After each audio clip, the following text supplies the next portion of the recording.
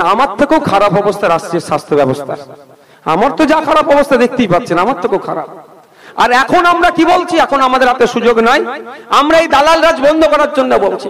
মমতা ব্যানার্জির দলের যারা আছে তাদের মাধ্যম দিয়ে আবার আমি মমতা ব্যানার্জির কাছে বার্তা পাঠাতে চাইছি। আমি বারবার বলে আসছি, মমতা ব্যানার্জিও কিন্তু বলছে এই দালাল কিভাবে বন্ধ করা যায়। দালাল রাজ নিয়ে উনিও খুব চিন্তিত, কিন্তু বন্ধ কিভাবে করবে তার এক বড় ভাবনা ভাবছে না। আমার তো সন্দেহ হয় এখানে থেকে রুগীর থেকে 30,000 নিয়ে 75% হয়তো কালীঘাটে যায়, ওই জন্য দালাল রাজটা মমতা ব্যানার্জি দায়িত্ব নিয়ে বন্ধ করছে না। কারণ আমরা গ্রামের মানুষ, শিয়াখালার একজন ভ্যান চালক, একজন টোটো চালক, একজন অটো ড্রাইভারকে যদি কলকাতায় পাঠাই, আমরা পিজিতে পাঠাই এমার্জেন্সিতে, ও সব দেখে নিয়ে বলবে ট্রমা কেয়ারে যাও, অ্যাডমিশন হবে। এবার বলুন ট্রমা কেয়ার খায় না আমাকে? খারাপ লাগছে নাকি? আরে আমিও জানতাম না কোথায় আছে জায়গাটা। এবার খোঁজেন ট্রমা কেয়ার কথা, ট্রমা কেয়ার কথা জিজ্ঞাসা করবেন, ওখানেই দালাল ঘুরছে। আপনি চংমাং করবেন ট্রমা কেয়ারটা কোথায় রে বাবা, ও দালাল বলে চলো আমার সাথে, গিয়ে কি দেখবেন ও ভালোভাবে আপনাকে বলবে চলো। আচ্ছা এগুলো শুনতে কি খারাপ লাগছে নাকি? চোর ডাকাতের কথা আর বলতে লাগে না, কে চোর কে ডাকাত আর চোরেদের হয়ে কে সওয়াল করছে নতুন করে বলতে লাগে না।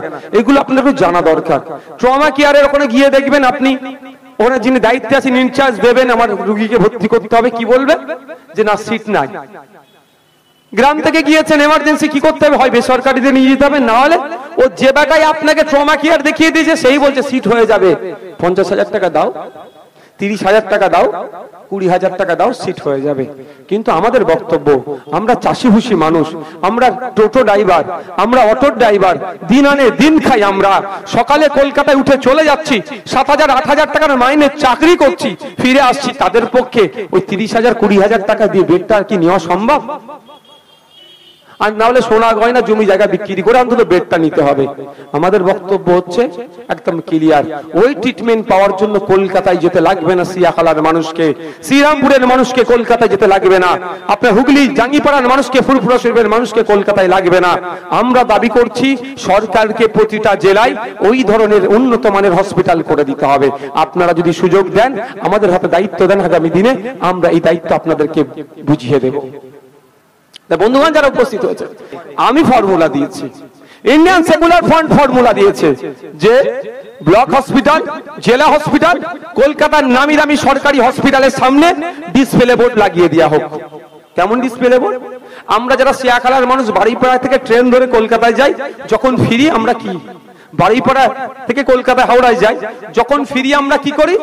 হাওড়া স্টেশন দিয়ে আসি বা যদি ডানকুনি দিয়ে আসি, এই শিয়ালদা দিয়ে আসি, আমরা ডিসপ্লে বোর্ডের সামনে গিয়ে দাঁড়াই। ডিসপ্লে বোর্ডের সামনে দাঁড়িয়ে কি দেখি? কত নম্বর প্ল্যাটফর্মে ডানকুনি লোকাল দিয়েছে সেটা দেখি, যদি শিয়ালদায় দাঁড়াই।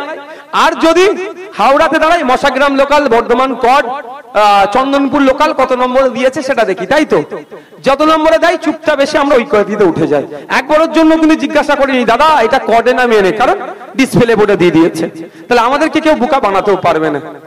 তো দাদা, আমরা রাজ্য সরকারকে আমি প্রস্তাব দিয়েছিলাম, দালাল নিয়ে তো অনেক চিন্তিত আপনি, তো দালাল রাজ বন্ধ করার জন্য প্রতিটা হসপিটালের সামনে ডিসপ্লে বোর্ড লাগিয়ে দেন। কলকাতার পিজি হসপিটালে আপনি গিয়েছেন, আপনার এমার্জেন্সি রোগী আছে, আপনি হন্য হয়ে কোথাও ঘুরতে হবে না, আপনি চলে যাবেন ডিসপ্লে বোর্ডের সামনে, আইসিইউ কোটা, সিসিইউ কোটা, আরডিইউ কোটা, জেনারেল ওয়ার্ড কোটা, ফিমেল ওয়ার্ড কোটা, মেল ওয়ার্ড কোটা, ওখানে বোর্ডে লিখে দিয়ে আছে। ধরে নিলাম এমার্জেন্সি আইসিইউ দরকার, তো আইসিইউ 100টা বেড আছে, 95টা বেড ভর্তি, 5টা খালি, সবতে ডিসপ্লে বোর্ডে থাকবে। যখন 5টা ডিসপ্লে বোর্ডে দেখাচ্ছে খালি আছে, ও দালাল বা কেউ আপনাকে যদি বলে বেড নাই, আপনি তার কথা শুনে 20,000 টাকা দেবেন না আপনি চ্যালেঞ্জ করবেন ওখানে যিনারা অথরিটি আছে, ওই তো ডিসপ্লে বোর্ডে 5টা খালি আছে, আমি আগে এসেছি, আমার রুগীটাকে ভর্তি করো। এই ফর্মুলা আমরা দিই, এই ফর্মুলাটাই আমি বলছি ইউনিক আইডিয়া।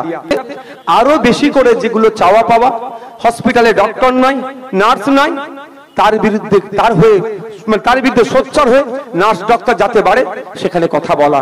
আপনাদের বলে রাখি, হসপিটাল সংক্রান্ত বিষয় হচ্ছে বলে একটু বলে রাখছি, আমরা হুগলি জেলার মানুষ, একটু তথ্য দিয়ে রাখি। যদি তথ্যটা ভুল হয়, আমার তৃণমূলের বন্ধুরাদের উদ্দেশ্য বলছি, আমি যদি অসত্য তথ্য দিই আমাকে বলবেন সত্য তথ্য কি, আমি তারপর দিন থেকে সত্যটাই বলবো। এখন আমি সত্য বলছি, যদি আমার তথ্যটা মিথ্যা হয় সেটাকে আমি রেকটিফাই করে নেবো। আমি হুগলি জেলায় মানুষ কত আছে? ভোটার কম করে 50 লক্ষ আছে, কম করে প্রায় 50 লক্ষ ভোটার আছে, আর মানুষ 60 লক্ষের অধিক আছে হুগলি জেলাতে। হুগলি জেলার ক্ষেত্রে পশ্চিমবাংলা সরকার মেডিসিনের জন্য কত টাকা দেয় আপনারা জানেন? কারো জানা আছে? 47 লাখ টাকা, 47 লাখ। আর জনগণ কত আছে? প্রায় 60 লাখ। তাহলে ভাবুন, এক একটা জনগণের মাথা পিছু 1 টাকা করেও কিন্তু পড়ে না। এইটা হচ্ছে রাজ্যের স্বাস্থ্যের বেহাল দশা। মানে আমার থেকেও খারাপ অবস্থা রাষ্ট্রের স্বাস্থ্য ব্যবস্থা। আমার তো যা খারাপ অবস্থা দেখতেই পাচ্ছেন, আমার থেকেও খারাপ। তো এই কথাগুলো যখন বলি ওদের রাগ হয়। তো আমি যদি অসত্য তথ্য দিই তাহলে বলুন, আমি রেকটিফাই করে নেবো। বলুন আপনারা যারা আছেন। আজকে এখানে সিয়াখালা বাজার অনেক বেসরকারি হসপিটাল আছে, অনেক সরকারি হসপিটালের অবস্থা দেখুন কোথায়। সরকারি স্বাস্থ্য কেন্দ্রে গিয়ে পরিষেবা পাই আমরা? কোথা ছুটে যেতে হয়? হয় শ্রীরামপুর, সেখানেও পরিষেবা পাচ্ছি না, যাচ্ছি কোথায়? কলকাতায় চলে যেতে হচ্ছে, আর না হলে বেসরকারিতে যেতে হচ্ছে। কিন্তু জনগণের উদ্দেশ্যে বলি, যে তৃণমূল করেন আমার কথা শুনে হয়তো মনে মনে গাল দিচ্ছেন, একটা নয় 4টে গালাগালি করুন। গালাগালি দিয়ে যদি মনটা শান্তি হয় দিন, অন্তত বলতে পারবো নওশাদ সিদ্দিকীর জন্য ওর মনটা শান্তি হচ্ছে। ও তো আমার কোনো যায় আসে না। তবে আমি যে কথাগুলো বলছি একটু শোনার চেষ্টা করুন, রাত্রে গিয়ে একটু ভাববেন। এই 60 লক্ষের অধিক মানুষ হুগলি জেলায় বসবাস করে, মাত্র 47 লাখ টাকা দেয় মেডিসিনের জন্য। তাহলে আমাদের স্বাস্থ্যের দায়িত্ব কাকে নিতে হবে? সরকারকে নিতে হবে। আমার স্বাস্থ্যের পরিষেবার মধ্যে মৌলিক অধিকারের মধ্যে পড়ে আমাকে স্বাস্থ্য পরিষেবা দেবে। কিন্তু অপদার্থ তৃণমূল কংগ্রেস 700 সাথী কার্ড হাতে ধরিয়ে ছেড়ে দিচ্ছে। ওটা আমার প্রয়োজন নয়। আমি অসুস্থ হচ্ছে, বিনামূল্যে স্বাস্থ্য পরিষেবা দেওয়ার জন্য সরকার বলছে আমি প্রস্তুত নিচ্ছি, কিন্তু দিনের শেষে 700 সাথী কার্ড হাতে ধরিয়ে ছেড়ে দিচ্ছে। ওটার জন্য নয়, আমাদের আওয়াজ তুলতে হবে। যদি কলকাতার মতো, পিজি হসপিটালের মতো, চিত্তরঞ্জনের মতো, মেডিকেলের মতো, এনআরএস এর মতো ওই ধরনের বড় বড় হসপিটাল প্রতিটা জেলায় একটা করে তৈরি করতে হবে। জেলার মানুষ কেন কলকাতায় গিয়ে ট্রিটমেন্ট করবে? এখানে একটা সিয়াখালার মানুষের যদি, একটা ভ্যান চালকের, একটা চায়ের দোকানদারের বা কোনো একজন মানুষের যদি হেভি ট্রিটমেন্ট নেওয়ার প্রয়োজন হয়, কোথায় ছুটে যেতে হবে? হয় বেসরকারি হসপিটালে যেতে হবে, 15,000 20,000 বিল দিতে হবে, আর না হলে কোথায় যেতে হবে? কলকাতায় ছুটতে হবে। ওখানে গিয়েও কিন্তু আপনারা বেড পাবেন না। ও কোনো দালাল ঘুরছে, 20,000 30,000 দেবে, তারপরে বেড পাবেন। আমরা এর বিরোধিতা করছি। আমাদের দাবি হচ্ছে আপনারা যদি আমাদেরকে কোনোদিন সুযোগ দেন, আমাদের বক্তব্য ওই কলকাতার পিজি হসপিটালের মতো হসপিটাল প্রতি জেলায় একটা করে আমরা তৈরি করব। জেলার মানুষ, শ্রমজীবী মানুষ, সিয়াখালার মানুষ অন্তত হুগলি জেলার মধ্যে গিয়েই যেন ওই ধরনের হেভি ট্রিটমেন্ট পায়, তার ব্যবস্থা আমরা করে দেবো।